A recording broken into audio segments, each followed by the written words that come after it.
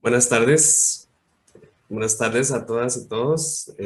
Un saludo cordial desde la Escuela de Historia y el proyecto Educación Continua Bimodal para Docentes de Estudios Sociales y Educación Cívica. Esta tarde tendremos el placer de compartir con David Adán Vázquez Valenzuela, el doctor David Adán, que nos compartirá una conferencia bastante interesante sobre la movilidad de capitales. Entonces voy a tomarme unos minutitos para poder presentar a David y que pueda David desarrollar su presentación. Bueno, les cuento que David Adán Vázquez Valenzuela es profesor e investigador a tiempo completo en la Escuela de Ciencias Sociales de la Universidad Autónoma de Coahuila, en México. Es doctor en Historia por el Colegio de México y maestro en Historia por el Instituto de Investigaciones Dr. José María Luis Mora. Sus líneas de investigación tratan con la historia económica de Estados Unidos, la historia de California, la historia agrícola e historia de la Revolución Mexicana. En este momento, David Adán nos impartirá la conferencia virtual La movilidad de capitales estadounidenses después de la Guerra Civil para el periodo 1865-1907. Así que le damos la bienvenida a David Adán y bueno, muchas gracias por acompañarnos y es todo suyo el público. Bueno, muchas gracias por la invitación, Roberto. Antes de empezar, sí quiero agradecer pues a Roberto Granados por haberme invitado a compartir algunas ideas que he estado tratando de pensar y de esbozar como fundamento de futuras investigaciones, ¿no? Quizá no están todavía muy materializadas, o quizá no vaya a entrar en esta presentación algún tema muy en específico que ya esté trabajando o que haya trabajado, para tratar de dar más bien un panorama general de lo que pienso que es esta dinamización de capitales a partir de la Guerra Civil de los Estados Unidos. Le agradezco también a Rafa Ledesma, también colega de la Universidad de Costa Rica, la Universidad Nacional de Costa Rica, de haberme invitado, y por supuesto al personal de la Universidad Nacional de Costa Rica la invitación. Traigo una presentación y quiero compartirla con ustedes.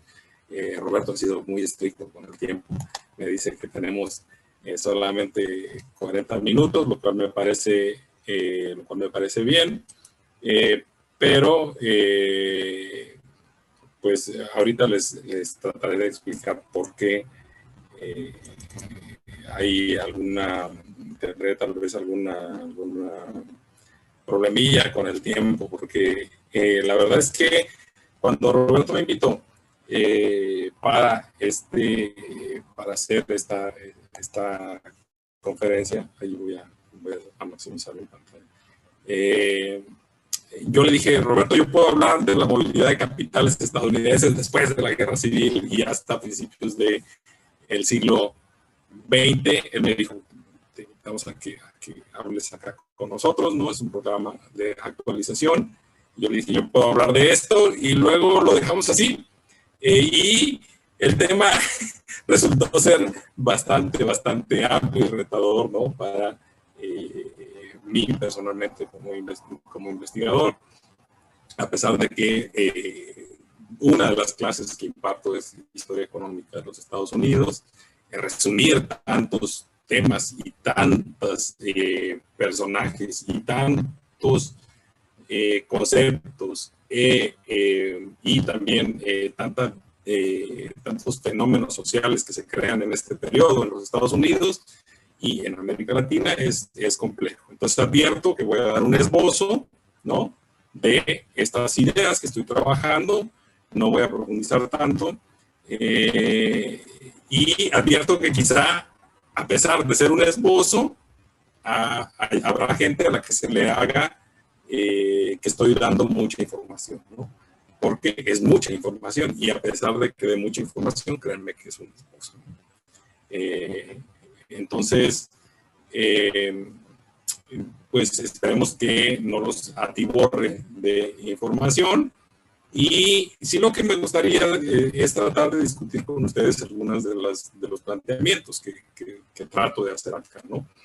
Y sobre todo considerando que Centroamérica, ¿no?, es un lugar de recepción de capitales de Estados Unidos bastante paradigmático, pues, ¿no?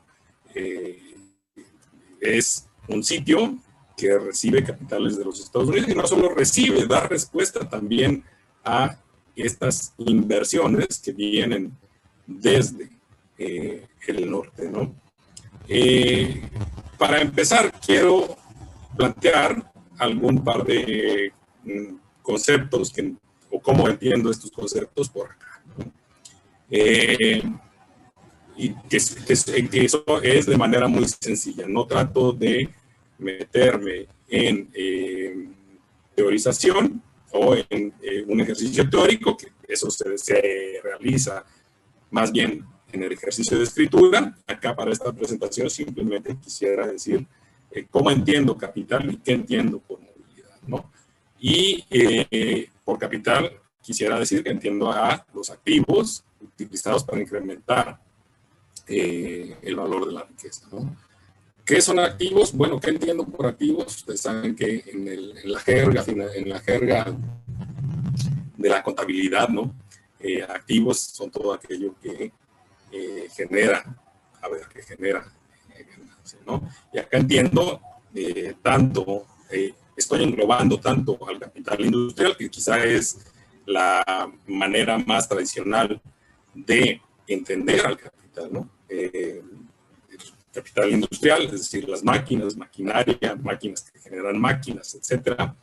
Entiendo también al capital financiero, esto es dinero, son valores e inversiones por valores. Ustedes saben también, otra vez, jerga financiera, que ahí se incluye tanto a bonos, tanto a acciones, tanto a títulos de deuda, etcétera, etcétera, e inversiones.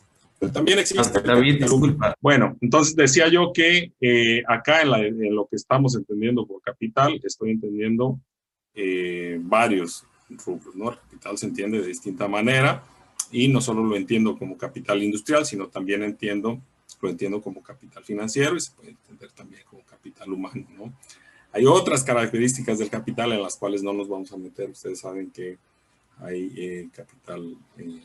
por ejemplo, Marx habla del capital constante versus el capital variable, que es más que nada la fuerza de trabajo, ¿no? Pero no nos vamos a meter en eso. Acá lo que estoy queriendo señalar es que estamos utilizando un concepto bastante amplio cuando hablamos de capitales, ¿no?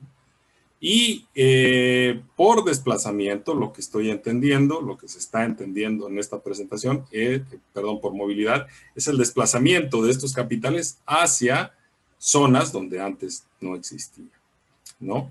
Ustedes saben que los Estados Unidos no se conformó tal y como lo conocemos hoy en día, no era lo que lo conocemos hoy en día en sus orígenes, ¿no? Ahorita hablamos un poquito más de esto. ¿Cuál es la hipótesis que se maneja en esta presentación? La hipótesis, y esto para los colegas que trabajan en la docencia, quizá les pueda ayudar a pensar un poco o a reflexionar un poco sobre la historia de los Estados Unidos y la de América Latina, que al final es quizá lo que queremos hacer acá, es que existe la necesidad de estudiar cómo se desplazaron estos capitales, dentro, y esto sí hay que enfatizarlo, de los Estados Unidos a finales del siglo XIX, para entender la forma en que se desplegaron afuera de ese país, ¿no? ¿Qué quiero decir con esto? A ver, voy a detenerme un poco acá. John Mason Hart, que ustedes ven solamente sus iniciales ahí, porque el expositor no desplegó todo el nombre. John Mason Hart, autor de varios libros, uno de ellos Imperio y Revolución, ¿no? Los estadounidenses en México desde la Guerra Civil, lanza varias hipótesis en su libro. Y Hart, una de sus hipótesis es que lo que hizo Estados Unidos en América Latina, primero, lo hizo en México, ¿no? Lo que hizo los Estados Unidos con América Latina, primero lo hizo con México. Ahora, si nos ponemos a reflexionar en esta hipótesis de Hart, podemos pensar si antes de hacerlo con México, se hizo en el suroeste de los Estados Unidos, ¿no? El suroeste, esta zona, de la cual ahorita hablaré un poco más, esta zona nueva que adquirieron los Estados Unidos al final de la guerra con México en 1848, ¿no? Y entonces tendríamos una secuencia que ustedes tienen allí entre signos de interrogación en la parte de abajo, donde los capitales de la costa este principalmente se moverían hacia el suroeste, luego hacia México quizá, y luego hacia América Latina. No es una secuencia que tenga que ser rígida, quizá es una provocación que estoy lanzando para que se me cuestione por acá también y para ver cuál es la reacción acá. Ahora, tampoco es una secuencia que sea muy separada en términos temporales.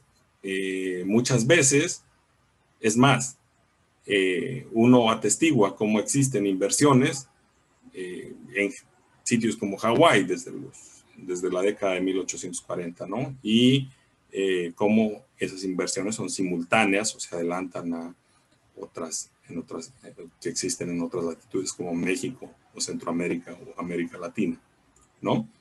De cualquier modo, tendríamos que pensar si esta secuencia tendría utilidad y si la tuviese, qué consecuencias tendría esa utilidad, ¿no? Para pensar a las inversiones estadounidenses en América Latina, ¿no?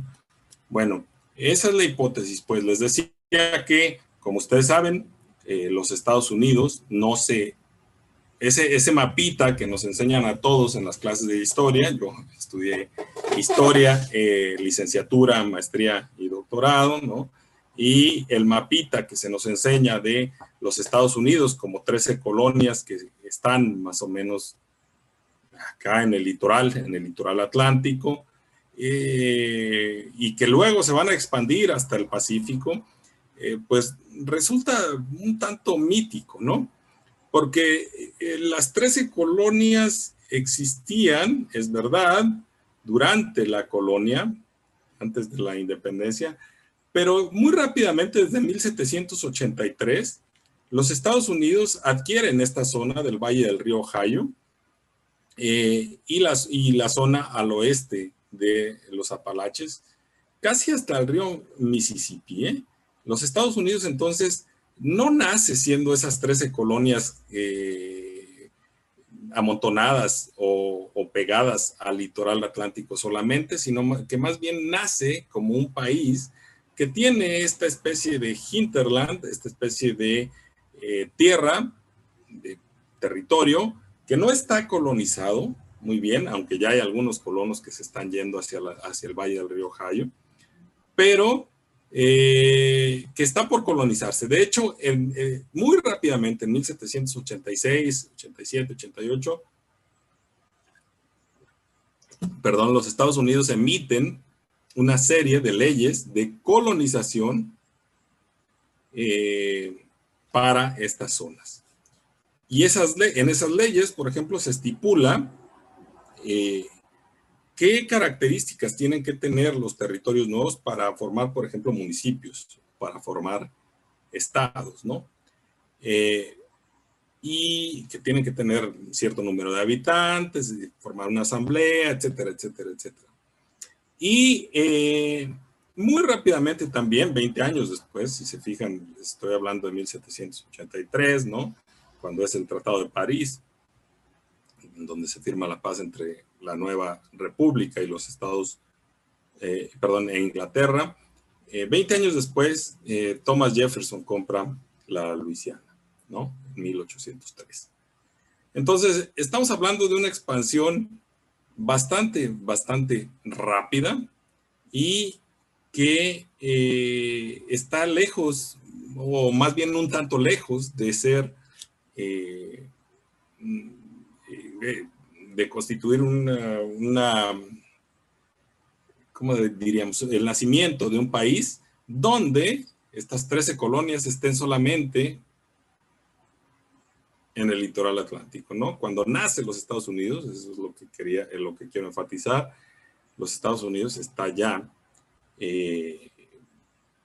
mucho más allá de los Apalaches, que ustedes saben que son las montañas, unas montañas que están por aquí, que dividen a los estados del litoral de los estados del valle del río Mississippi, ¿no? Entonces, esto es importante señalarlo porque se están adquiriendo nuevos territorios, ¿no? Aquí ustedes pueden ver que está señalado en Estados Unidos, 1783. Se están adquiriendo nuevos territorios y se están colonizando nuevos territorios. Y no solamente se están colonizando, también se están expandiendo los negocios y las inversiones hacia allá, o se van a expandir hacia allá, y eso es lo que vamos a ver ahorita. Ahora, vean una cosa, este territorio que se arrebata a México, que se gana a México, es un territorio mayormente despoblado, cuando lo ganan los Estados Unidos. Hay algunas poblaciones, sobre todo en la zona de Texas, alguna población en Nuevo México y alguna poca en California, pero la población está mayormente dispersa, igual que en el norte de México. Es una zona desértica, ¿no? O seca y semidesértica, y va a ser un espacio que prácticamente se vaya a ver como un espacio que brinda oportunidades de inversión, ¿no? Igual que todo este espacio. Acá quizá lo que habría que enfatizar es que para 1850, 1848, ustedes saben que Estados Unidos derrota a México, se firma el Tratado de Paz y en el tratado se estipula que los Estados Unidos se van a quedar con un poco más de la mitad de México, del territorio que pertenecía a México, y en ese momento, 2 años después, 1849-50, las cosas siguen más o menos igual, hay poca población en este territorio, hay alguna inmigración que está llegando sobre todo a Texas, hay mucha migración que está llegando al norte de California. Ustedes saben que la fiebre de oro se da a partir del año 49, en el 48 se descubre oro, la parte tardía del 48, y en el 49 migran miles de personas desde la costa este hacia California, pero la mayor parte de este territorio se encuentra despoblada y con pocas inversiones. Y así va a seguir más o menos durante la década de 1850. Hay poca inversión, hay poca población, hay poca migración. La mayor parte de la migración se concentra en la bahía de San Francisco, ¿no? Y el resto del territorio recibe en realidad muy poca migración. Entonces, es una especie de espacio vacío, ¿no? Que va a ser las veces de un tanto tentación, un espacio tentativo para invertir ahí. ¿Por qué invertir? ¿Qué se necesita para que haya inversión? Bueno, se necesita dinero, ¿no? Se necesita dinero y se necesitan capitales. ¿Dónde se ha acumulado el capital en los Estados Unidos? Bueno, el capital en los Estados Unidos, el dinero y la industria, ¿no?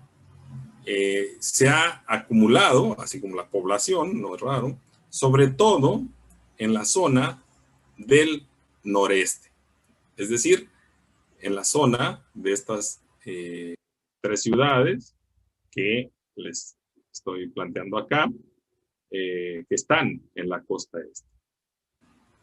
Se ha acumulado sobre todo en la zona de Nueva York, donde ha despuntado el comercio de una manera bárbara. No solo la inmigración ha despuntado, sino también el comercio, y por tanto el comercio ha generado otras actividades, que surjan un auge en otras actividades, como la banca, muy importante, de la cual ahorita hablamos un poquito más, si quieren, si hay tiempo, los seguros y el comercio de valores también. La Bolsa de Valores de Nueva York se funda desde 1826, si mal no recuerdo. Entonces, es una zona, es una ciudad que tiene ciertas características, y ahorita también lo voy a decir en la siguiente diapositiva. En la zona de Boston se han acumulado capitales, sobre todo gracias a la fabricación de textiles y el comercio. Es verdad, y por favor, esto también ténganlo en cuenta quienes nos estén viendo. No es que el auge económico que se da en esta área sea, como dicen, ex nihilo, de la nada, ¿no? Durante la colonia, esta zona estaba atada al mundo comercial atlántico. Eso también hay que recordarlo.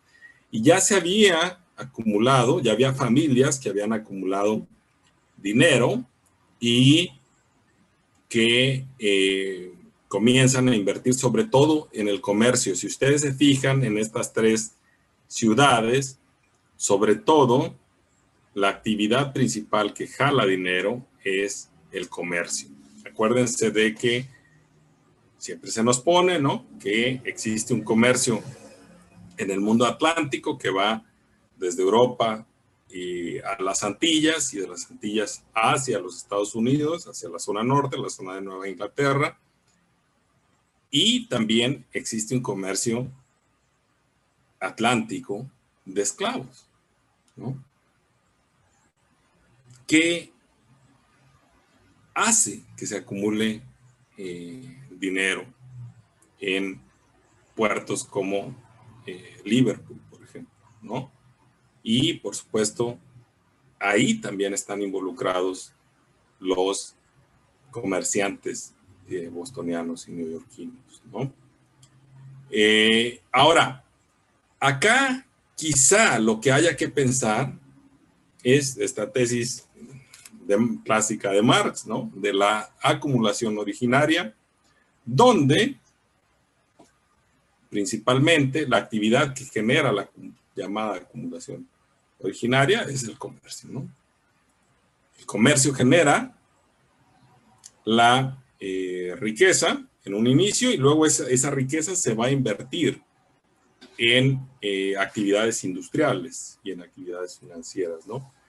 Los comerciantes, pues, hasta 1850, los agentes comerciales de Nueva York, de Boston y de Filadelfia son quienes tienen la mayor fuerza política y económica en esas ciudades. Es el comercio, no es la industria. La banca está despuntando también la industria, pero son los comerciantes, son los dueños de las casas comerciales los que tienen mayor influencia en la vida económica y política de estas tres ciudades. Tanto así que, por ejemplo, en Boston, familias comerciales como los Brown, que por cierto fundan la Universidad de Brown, van a invertir luego en otras actividades, concretamente en textiles. Desde 1820 están invirtiendo en textiles, no solamente los Brown, otras familias están invirtiendo en textiles, y van a hacer que despegue la industria de textiles en el área de Boston, ¿no? Y ahorita vamos a ver en qué otras actividades invierten. Voy a tratar de ir un poco más rápido porque traigo mucha información, o más o menos, algunas diapositivas más. ¿Por qué despega Nueva York? Bueno, Nueva York que es del que les hablaba, despega principalmente por la construcción de canales, ¿no? Que es algo que dinamiza la economía del norte de los Estados Unidos a partir de 1820. Perdón, se me fue esta diapositiva. Si ustedes quizá no han oído hablar del famoso canal del Erie, del lago Erie, que básicamente se construye para conectar el río Hudson, que está aquí, ¿no? Que desemboca en Manhattan, que está aquí, y lo conecta con la zona de los Grandes Lagos. Este canal se termina en la década de 1820 y es todo un éxito y es toda una revolución económica. Se van a comenzar a construir varios canales, algunos de ellos van a tener éxito en la zona del norte de los Estados Unidos, por eso también no es casualidad ni tampoco es una novedad que se construya un canal como el que tienen ustedes de vecinos, ¿no? En Panamá, casi un siglo más tarde, ¿no? Se construye este canal y revoluciona la vida y las actividades económicas en el norte de los Estados Unidos. Porque va a conectar a los grandes lagos con el Atlántico. Y va a permitir que se muevan bienes. Acuérdense que a partir del 1810, 1820, también el barco de vapor comienza a tener un auge, ¿no? El motor de vapor comienza a tener un auge y a ser utilizado mucho más frecuentemente en los barcos, primero en los barcos, luego en los ferrocarriles, y eso va a hacer que se revolucionen las actividades acá, ¿no? Bajen los precios de los fletes, del transporte de bienes desde los Grandes Lagos, y si me voy más atrás, a ver, déjenme voy un poco más, aunque no quiero extenderme tanto, tengo varias cosas más que decir. Eso va a permitir que esta zona, la zona del valle del río Ohio, se conecte con el Atlántico y que se permita la venta, por ejemplo, de granos o de carne de puerco, hacia las ciudades del Atlántico y hacia el exterior, ¿no? Y Nueva York, ustedes saben que donde hay tráfico de personas, no tráfico como lo entendemos desgraciadamente en nuestra época moderna, sino donde hay tránsito de personas y de bienes, rápidamente comienzan actividades donde se comienza a surgir gente que acumula riqueza, ¿no? Y las casas comerciales van a estar situadas en Nueva York. Ahí se acumulan los dineros en la primera década en la primera mitad del siglo XIX. Los comerciantes, pues, decía yo, tienen una pujanza bastante fuerte para 1850. Acá este mapa, por ejemplo, este es un mapa moderno de las operaciones de minería en el oeste de Pensilvania, ¿no? Actualmente donde se extrae carbón y que el presidente anterior de los Estados Unidos quería echar a andar de nuevo. Y lo pongo por una razón, porque uno de los comerciantes, por ejemplo, que va a estar importando latón como el latón que se utiliza para las latas, desde Inglaterra, que es William Dodge, va a comenzar a invertir, después de ser comerciante, va a pasar a invertir en la minería en el norte de Pensilvania, en el oeste de Pensilvania. Y va a ser del oeste de Pensilvania también desde donde surja, gracias a estas actividades, por ejemplo, John Rockefeller, ¿no? John D. Rockefeller, que ustedes saben que se convierte en el mayor, en el hombre más rico de los Estados Unidos. Entonces, si simplificáramos un tanto el mapa, ¿no? Esas inversiones que poco a poco se comienzan a mover hacia el oeste desde estas ciudades como Nueva York, como Filadelfia, como Boston, luego van a empezar a moverse hacia este territorio que les decía al principio que estaba vacío, ¿no? O que parecía estar vacío, no estaba vacío, había un montón de indígenas y de mexicanos, ¿no? Mexicanos que se habían quedado de aquel lado de la frontera. Entonces, estos espacios nuevos son atractivos. Se acumula tanto dinero en esas ciudades que llega un momento dado en el que se le está buscando una salida de inversión. Se está buscando en qué otras actividades se puede emplear lo que se está acumulando. Ustedes saben que la mayor parte de nosotros quizá no tenemos tanto dinero o ingresos en la cuenta, o tanto dinero en la cuenta bancaria. De hecho, vamos y lo depositamos en una cuenta porque pensamos que a lo mejor lo necesitamos, lo podemos necesitar eventualmente, ¿no? Pero hay gente, y sobre todo instituciones, que acumulan tanto dinero que para ellos resulta un problema si se acumula tanto dinero, ¿no? Dicen, bueno, tengo este dinero acá, ¿cómo le doy salida? ¿Cómo invierto este dinero, estos recursos, para obtener más recursos, ¿no? Eso es más o menos lo que se trata de hacer, tratan de hacer los bancos y también la gente que tiene mucho dinero acumulado, prefieren no meterlo abajo del colchón, ¿no? Sino sacarlo, invertirlo y a su vez generar ganancia a partir de los dineros que ya tienen.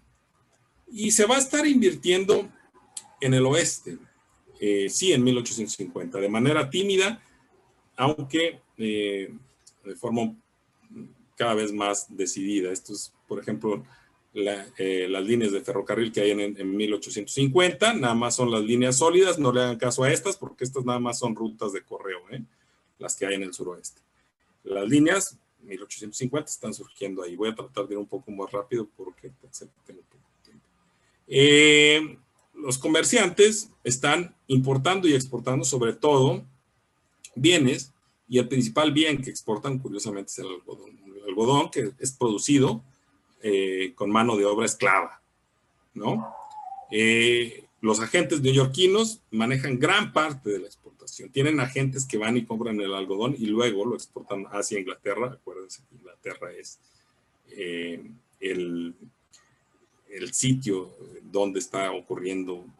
Sí, hay textileras en Boston, pero las principales textileras están en Inglaterra, ¿no? Y Dodge, por ejemplo, tiene su negocio de importación y exportación de latón, que es de quien les hablaba, pero exporta también algodón.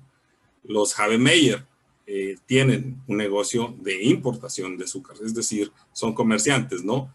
Y Moses Taylor, que va a ser el presidente del Citibank, que existe ya desde el siglo XIX, también comienza como agente comercial. Pareciera como si los comerciantes sí estuvieran de pronto acumulando dinero primero en el comercio y luego se volcaran hacia otras actividades. Ahora, cuando viene la guerra civil, ocurren varias transformaciones muy importantes que quisiera que les pusiéramos atención y que si hay alguna pregunta pues se generara al final de la conversación. Porque según lo que he tratado de estar viendo y de articular en esta presentación también, es que eso da un nuevo marco para la dinamización de los capitales. ¿Por qué? Porque suceden 4 cosas. Primero, aumenta la cantidad de dinero que circula en Estados Unidos. ¿Por qué? Porque básicamente cuando viene la guerra civil el gobierno emite dinero sin respaldar, los famosos greenbacks, ¿no? Eso lleva a un abaratamiento de los productos de Estados Unidos, es decir, pueden vender más hacia el exterior. También entra una ley arancelaria donde se cobra más caro a los bienes de importación, pero principalmente también, y a esto sí quiero que le pongamos atención, hay una aceleración de la industrialización. ¿Por qué? Se requieren manufacturas para la guerra y ese sector manufacturero que parecía estar despegando va finalmente a despuntar durante la guerra civil, ¿no? Y el sector bancario también va a enriquecerse de manera bastante patente. Es decir, acá con la guerra civil, según, y esto no lo digo yo, esto lo dice, por ejemplo, Sven Becker en su libro The Man in Metropolis, la clase mercantil se queda atrás y quienes suben son el sector manufacturero y el sector bancario, ¿no? El sector financiero. Entonces, el sector financiero y el sector manufacturero van a ser los que van a llevar a cabo estas inversiones, primero en el oeste y que después van a brincar hacia sitios como México y otros sitios de América Latina. Esto es, por ejemplo, lo que les hablaba de la emisión de moneda en exceso. Durante la Guerra Civil, la Unión, es decir, la facción del norte, emite los famosos greenbacks que no tienen respaldo en oro o plata, ¿no? Y que aumentan la cantidad de circulante que hay en los Estados Unidos. Lincoln le había tratado de pedir prestado a los bancos y estos le habían puesto altos intereses, pero luego los bancos iban a prestar al gobierno federal, por eso es que hacen el dinero que hacen, ¿no? Ahorita creo que traigo las cifras más adelante. Se emite pues una enorme cantidad de circulantes, se abaratan los bienes nacionales y acuérdense que también hay una ley arancelaria que pone altas tasas a la importación de bienes y eso permite que el sector industrial crezca. Pueden vender más hacia el exterior, ¿no? Y aparte no tienen la competencia de los bienes que lleguen importados. Entonces, estos greenbacks, por cierto, van a estar en circulación durante mucho tiempo, ¿no? 2 décadas más. E incluso esa cantidad de circulante luego va a dejar de ser insuficiente. Va a dejar de ser suficiente, perdón. Se va a necesitar más circulante, va a haber gente que demande que haya más circulante. Luego, hay cambios institucionales que permiten la inversión en el oeste. Uno de ellos es la ley Homestead de 1862. Estos son impulsados por Lincoln, estos se han estudiado poco, de 1862. En su conjunto se han estudiado uno por uno. Donde se le otorga a cada cabeza de familia cierto número de acres para que vayan y colonicen el oeste y se privatizan tierras, ¿no? Número 2, está esta ley Morrill, donde se crea, ley Morrill, estoy mal, ley Morrill es la de los aranceles. Bueno, en 1862 se crea una ley, una iniciativa de ley, se emite, se publica, donde se apoya a las estaciones agrícolas experimentales. Y esto va a permitir que se creen colegios agrícolas en el oeste de los Estados Unidos. Por ejemplo, el Texas A&M, Texas Agricultural and Mechanic, ¿no? O la estación experimental en Berkeley, que termina siendo la Universidad de Berkeley, ¿no? Y estas instituciones estudian la presión atmosférica, los suelos, la humedad, etcétera, qué cultivos se adaptan mejor y van a estar desarrollando el oeste también. Y luego se realiza el proyecto del ferrocarril transcontinental. Es decir, que haya un ferrocarril, se decide que se proyecta que haya un ferrocarril, perdón, que cruce hacia el Pacífico, para que conecte desde el Pacífico hacia el Atlántico en ferrocarril. Se realizan otros cambios institucionales importantes, como, ¿qué más quieren? Que se termina la esclavitud, ¿no? Se ciudadaniza a una fuerza de trabajo que era esclava, ¿no? Se les nombra ciudadanos, ya no son esclavos, y se permite la libre circulación de fuerza laboral, ¿no? Se termina la esclavitud, ya no estás atado, supuestamente, hay toda una historiografía sobre lo que sucede después de la esclavitud. Ya no estás atado a tu patrono de manera obligatoria, sino que tú puedes ir y trabajar con quien mejor te parezca, ¿no? Hay otras leyes y otros cambios institucionales, y ya nada más me voy a referir a este último porque también es importante, que es la ley bancaria de 1863 y 1864, donde se estipula que va a haber instituciones que van a operar a nivel nacional, ¿no? Entonces, fíjense cómo durante la guerra civil, a pesar de que sí, el frente más importante está en el campo de batalla, está habiendo cambios institucionales que van a permitir que esos capitales que estábamos viendo hace un momento que están empujando poco a poco hacia el oeste, rápidamente pasen a la siguiente etapa y se muevan de manera decidida hacia el suroeste y hacia otras partes del oeste, ¿no?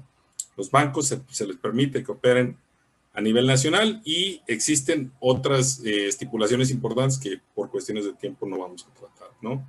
Donde el gobierno federal se apropia de cuántos, qué cantidad de moneda va a estar circulando, o trata de regular, ¿no? Se realiza unos mecanismos institucionales para regular qué cantidad de moneda circula en el mercado nacional. Bueno, esto es 1860, ¿no? Fíjense cómo todavía no está la línea transcontinental, pero para 1860, antes de que inicie la guerra civil, ya hay una gran cantidad de líneas férreas en esta zona del Valle del Río Ohio, ¿no?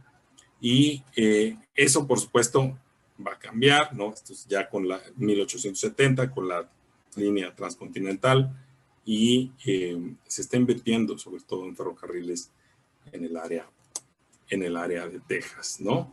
Bueno, esto es lo que les decía de Becker, ¿no?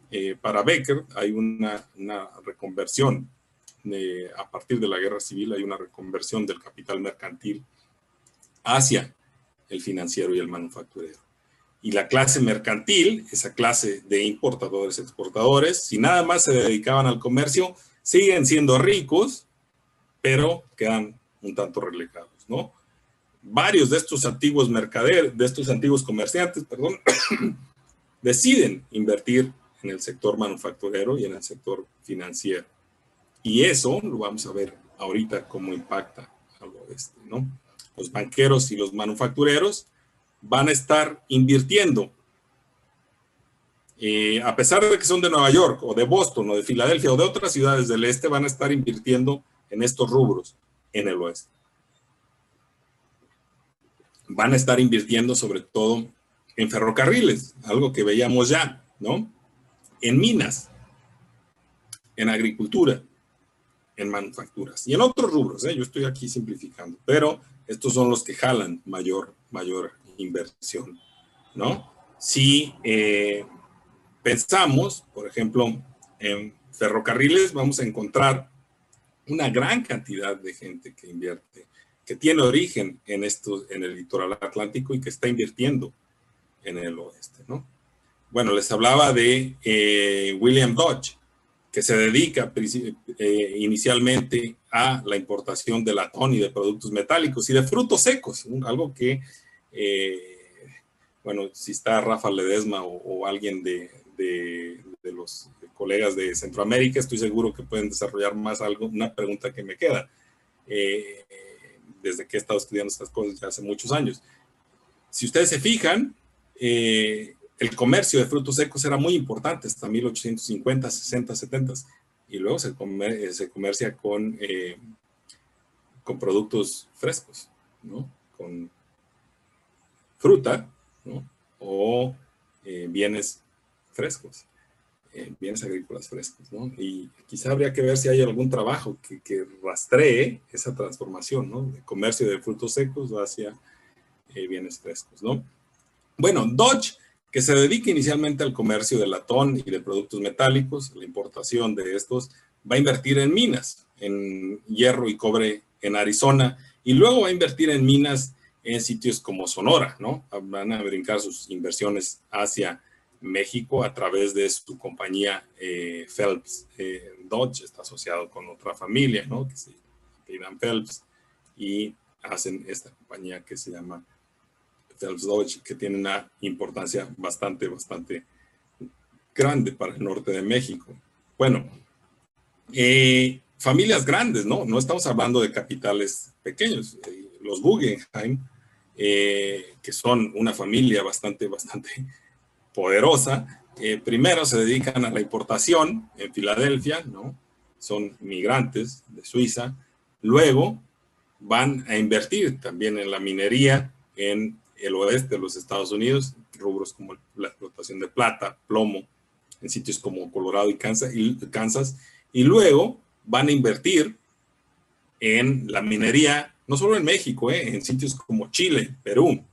Los Guggenheim en México ponen varias fundiciones de metales. Ponen una en Monterrey, que está acá cerca, otra en Aguascalientes, otra en Velardeña, ponen otra en El Paso, que por cierto jala a muchos mexicanos, ¿no? Luego ve a muchos mexicanos, etcétera.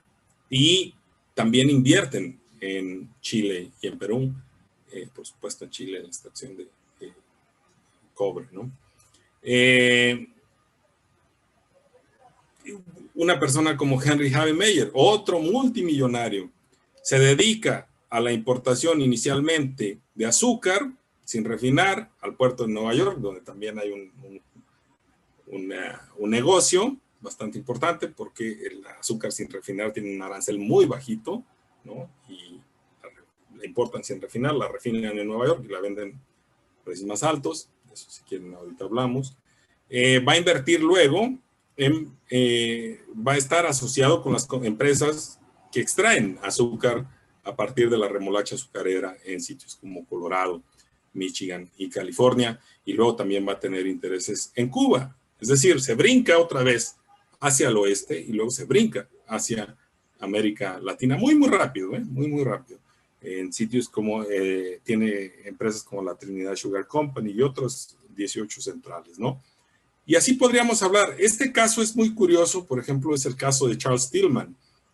Los Stillman, este sí es un caso paradigmático, porque estos son comerciantes y con la guerra civil se vienen aquí a la boca del río Bravo, se vienen o del Río Grande, no sé cómo le dicen en Centroamérica, en México le decimos Río Bravo, y se vienen a Matamoros y sacan algodón junto con otros 3 comerciantes, sacan algodón de la Confederación, eso es la guerra civil, sacan algodón de la Confederación para llevarlo a Inglaterra, y luego el hijo de Charles Stillman se va a ir a Nueva York, va a invertir en ferrocarriles y va a ser presidente del Citibank, ¿no?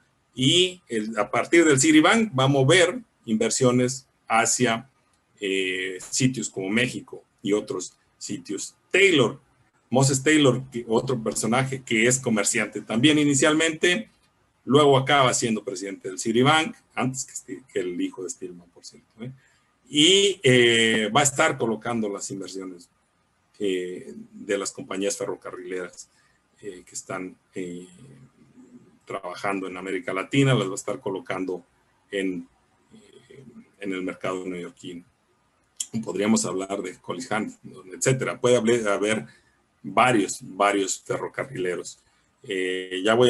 Bueno, este es Charles Stillman, ¿no? Que es el personaje paradigmático que les decía, hace dinero a partir de la guerra civil y su hijo termina siendo presidente del Citibank.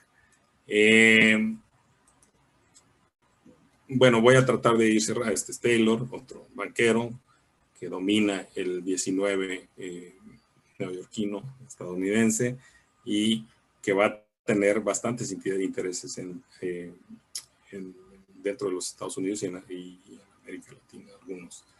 Voy a tratar de ir cerrando para terminar porque sé que tenemos el tiempo limitado. Quizá el caso que afecte más a Costa Rica, que es para donde se está dando esta charla, es el caso de Minor Cooper Kidd, ¿no? Que es sobrino de Henry Meigs. Henry Meigs es también comerciante y en Nueva York, y cuando se da la fiebre del oro, él se va a California. Es decir, no experimenta la guerra civil en el norte o en el sur, la experimenta en California, pero ahí ha vivido en Nueva York, pero ahí comienza a invertir en bienes raíces, tiene ya cierto capital y luego va a pasar sus inversiones a ferrocarriles en sitios como Chile y Perú, es decir, también tiene este patrón de ser comerciante en la costa este, inversionista en el oeste, aunque pues, San Francisco está al oeste, que la geografía gringa le dicen el Pacífico, ¿no? Y luego inversor en América Latina. Y su sobrino va a invertir en ferrocarriles. Es comerciante y quizá no va hacia el oeste, pero es sobrino de de Meix, y invierte en Centroamérica, en Costa Rica, ¿no? Y en algunas plantaciones en otras partes de Centroamérica. De eso les hablará Rafa o los colegas de la Universidad Nacional. Estoy seguro que saben mucho más que yo del tema, porque yo la verdad es que sé más de Henry Meix que de Minor Cooper. Entonces no me hagan preguntas sobre eso, sobre plantaciones, háganselos a los de la Universidad Nacional.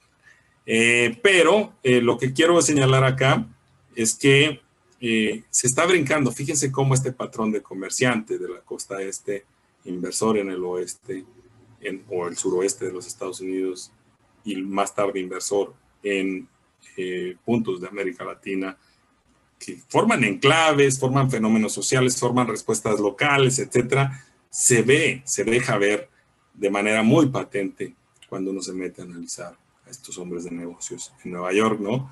Y que quizá habría que pensar, y ya con esto voy a cerrar, ¿a qué nos obliga a pensar en este tipo de patrones o a revisar este tipo de patrones, ¿no?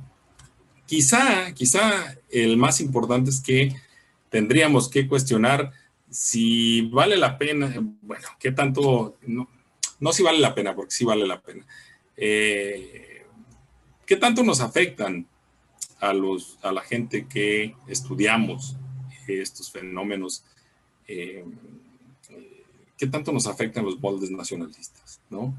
Como vemos, el desplazamiento de los dineros y de las inversiones parece moverse bajo otra lógica que no necesariamente es la del Estado-Nación, ¿no? La del Estado Nacional. Parece ser que los capitales forman sus propios espacios de acción y quizá habría que repensarlos de esa manera. También quizá nos obligaríamos a pensar a nosotros mismos, o quisiéramos, o tendríamos que pensar nosotros mismos si nuestros quiebres temporales son realmente nuestros, ¿no? O quizá qué relación tienen con esos quiebres temporales como la guerra civil, ¿no? Que hay en los Estados Unidos y que afecta de manera decidida y manera muy fuerte a los Estados Unidos. ¿Qué relación tiene con América Latina, ¿no? Muchas veces tendemos otra vez a ver nuestras experiencias históricas en términos nacionalistas y creo que valdría la pena ver qué está sucediendo en otros lugares, ¿no? Por ejemplo, con el acta, la ley bancaria de 1863-64, ¿cómo afecta eso y repercute en América Latina? Que hay otros cambios, o sea, estoy dando un esbozo, desde el principio, ¿no? Pero, pues quizá tendríamos que pensar eso, ¿no? Cómo estas transformaciones institucionales, transformaciones sociales, transformaciones políticas, no se quedan en un solo sitio, sino que afectan y terminan repercutiendo en otras latitudes, ¿no?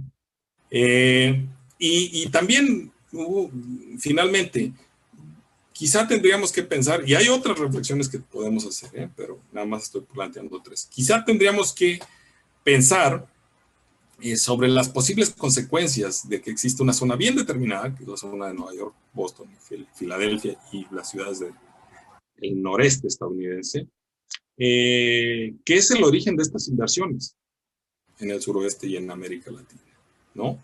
Hay toda una historiografía en los Estados Unidos también que plantea que el suroeste, la zona de Texas, Nuevo México, Arizona, Colorado, es una colonia interna, ¿no? Por ahí están los libros de Patricia Limerick, etcétera, donde se plantea que el suroeste es una colonia interna de los Estados Unidos, que en realidad los capitales del este vinieron y saquearon esa zona, ¿no?